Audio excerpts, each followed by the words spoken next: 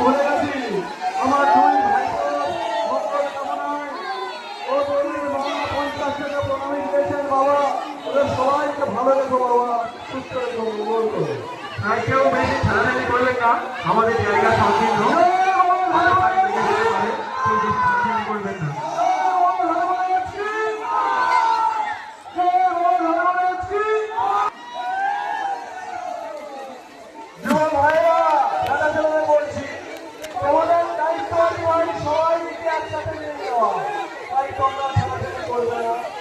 তোমাদের উপর নির্ভর করছে আপনার এই সুন্দর পরিবেশটা যাতে আরো সুন্দর হয়, আরো সুন্দর হয়ে ওঠে। তাই তোমরা দায়িত্ব নিয়ে পড়াশোনা লাগিয়ে চলো। আর তোমাদের এই দৃশ্য দেখার জন্য বিশ্ববাসী অপেক্ষা করে আছে।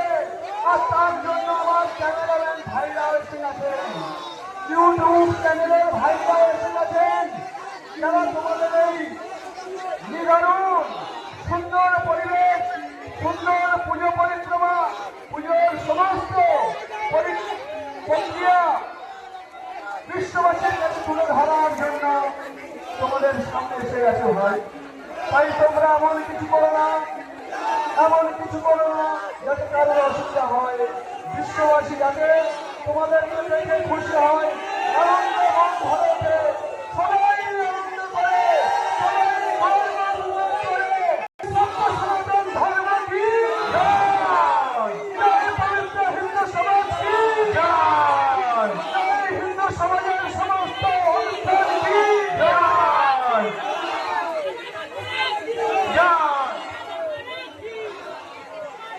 চন্দন বৈদ্য ভাইয়া ধান্যকাটা থেকে এসছেন। চন্দন কুমার বৈদ্য উনি 60 টাকা প্রণামী দিয়েছেন বাবা। ওনার মনোবাঞ্ছা পূর্ণ করুন, সবাইকে ভালো রাখুন, ওদের সংসারের মঙ্গল করুন। এই মাত্র আরো 101 টাকা দিয়ে গেছেন, তার নামটা আবার ভুলে যাওয়াটা আমার একটা বড় দোষ বাবা। এটা আমার দোষ নয়, তোমার দোষ বাবা। আমার শক্তি এত দুর্বল কেন সেটা তুমি জানো, তুমি ক্ষমা করে দিও বাবা। তাই যে সমস্ত ভক্তবৃন্দের নাম আমি মনে রাখতে পারিনি, তাদের কাছেও ক্ষমা চাইছি। তাই সবাই মিলে মঙ্গল করো বাবা। যারা তোমার কাছে প্রণামী দিয়েছে, যারা তোমার মন্দির নির্মাণের কাজে অংশগ্রহণ করছে, যারা এই সুন্দর দেবালয়ের কাছে, এই সুন্দর তীর্থক্ষেত্রটাকে আরো সুন্দর থেকে সুন্দরতম করতে চায়, এই কাজে যারা অংশগ্রহণ করছে তাদের প্রত্যেককে মঙ্গল করো বাবা।